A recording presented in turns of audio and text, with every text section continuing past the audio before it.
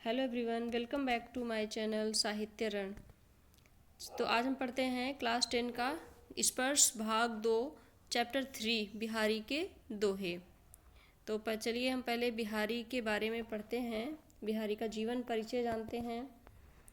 बिहारी का जन्म 1595 में हुआ था और इनकी मृत्यु 1663 में हुई थी।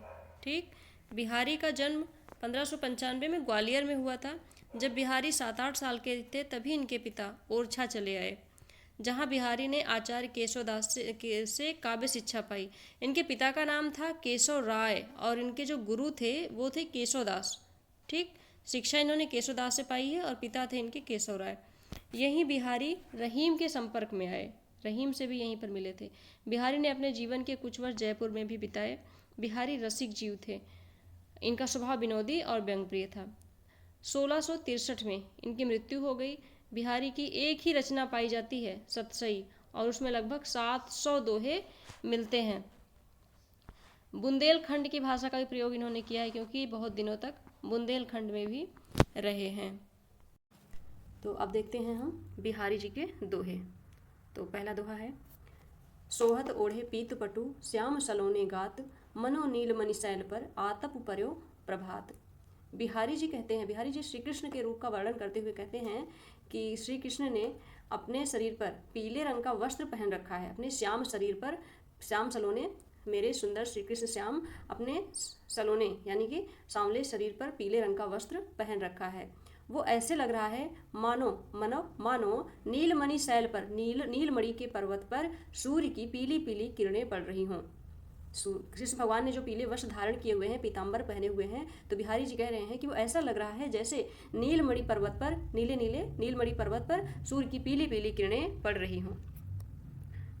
बिहारी जी ने श्रृंगार और भक्ति दोनों रस का प्रयोग किया हुआ है अपने दोहों में।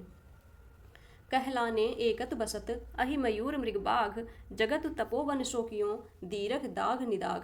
कवि बिहारी जी कहते हैं कि वन में भीषण गर्मी से, दीरघ दाघ निदाघ, भयंकर गर्मी में ऐसा लग रहा है कि पूरा संसार तपोवन हो गया है। क्यों हो गया है? क्योंकि जब भयंकर गर्मी पड़ती है, बहुत भीषण गर्मी, जेठ की दोपहरी गर्मी पड़ रही है, उसमें सर्प, मोर, हिरन और बाघ सभी एक ही जगह शांत होकर निवास कर रहे हैं। क्योंकि गर्मी में सभी परेशान हो जाते हैं, एक जगह छुपना चाहते हैं, शांत होकर के बैठे हैं। तो ऐसा लग रहा है कि सभी शत्रुता छोड़ करके एक दूसरे के साथ मित्रता का भाव कर रहे हैं और सभी शांत होकर बैठे हैं। तो ऐसा लग रहा है सारा संसार तपोवन हो गया है। ठीक, बतरस लालच लाल की मुरली धरी लुकाई, सौह करे भौहन हंसे दैन कहे नटी जाए। इसमें बिहारी जी श्री कृष्ण और गोपियों की लीलाओं का वर्णन करते हुए बता रहे हैं कि गोपियां जो हैं वो बातों का रस लेने के लालच से, कि श्री कृष्ण से बातों का रस लेने के लालच से, लाल यानी गिरधर लाल की, मुरली धरी लुकाई, मुरली उनकी बंसी को छुपा करके रख देती हैं। सौह करे भौहन हंसे, और सौह यानी शपथ खाती हैं, शपथ लेती हैं, कसम खाती हैं कि हमने नहीं ली है। भौहन हंसे, और फिर भी नैनों से मुस्कुरा देती हैं। दैन कहें नटी जाए, जब वो मांगते हैं तो मना कर देती हैं कि मुरली हमारे पास नहीं है। कहत नटत रीझत खिझत मिलत खिलत लजियात, भरे भौन में करत हैं नैनन ही सब बात। बिहारी जी कहते हैं कि प्रेमी प्रेमिका का वर्णन करते हुए बता रहे हैं कि किस प्रकार से वो आपस में बातें कर लेते हैं और किसी को पता भी नहीं चलता। कि गोपी गोपिका, नायक नायिका, कहत नटत, नायक नायिका से कुछ कहता है, नायिका मना कर देती है, नटत माने मना कर देती है। रीझत, वो फिर क्या, वो नायक प्रसन्न हो जाता है। खीझत, लेकिन नायिका गुस्सा दिखाती है, बनावटी खींच दिखाती है। दोनों के हृदय मिलते हैं, खिलत यानी प्रफुल्लित हो जाते हैं दोनों, और नायिका लजा जाती है। ठीक है, कहत नटत रीझत खिझत मिलत खिलत लजियात। नायक कहता है, नायिका मना करती है, नायक रीझ जाता है, प्रसन्न हो जाता है, नायिका दिखावटी गुस्सा करती है। दोनों के हृदय मिल जाते हैं, दोनों का मन प्रसन्न हो जाता है और नायिका लजा जाती है। इस तरह से भरे भवन में करत है नैनन ही सबात। इस प्रकार से जहाँ पे सभी लोग गुरुजनों से या बड़ों से भवन भरा हुआ है, आंखों ही आंखों में दोनों अपनी बातें, हृदय की बातें कर लेते हैं और किसी को पता भी नहीं चलता। बैठ रही अति सघन बन बैठ सदन तन माह, देख दोपहरी जेठ की छाहो चाहती छाह।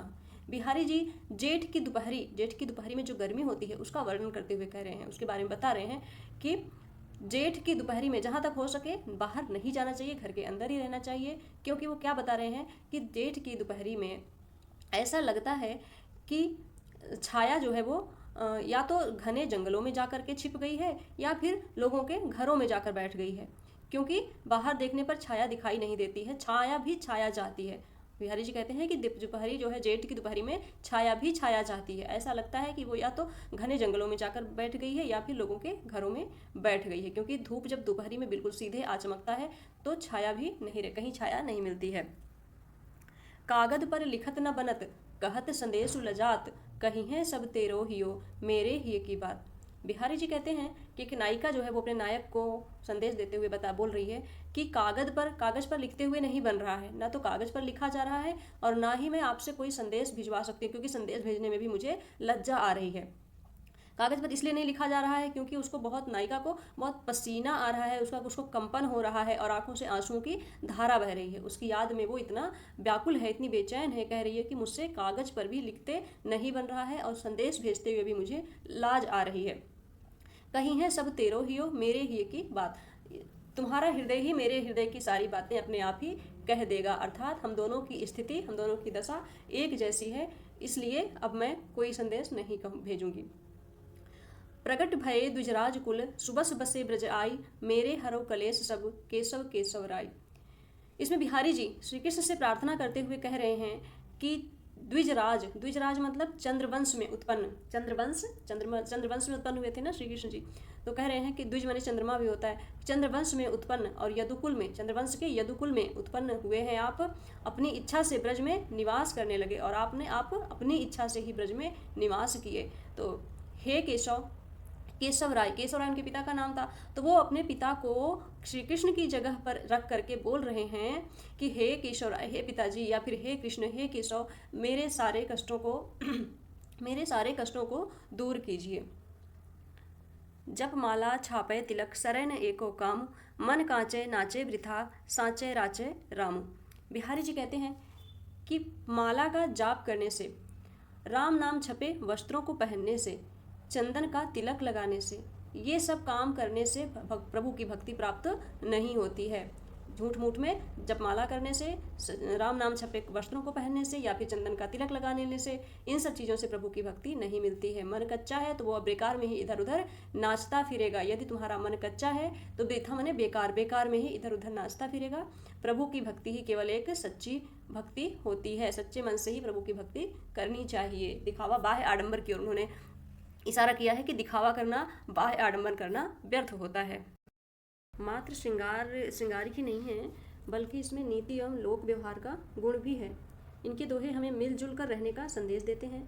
बाहरी आडंबर, बाहरी दिखावा सबको त्याग कर अहिंसापूर्ण जीवन जीने का संदेश देते हैं। ठीक है, तो इनके जो दोहे हैं वो अर्थ की गंभीरता को लिए हुए हैं।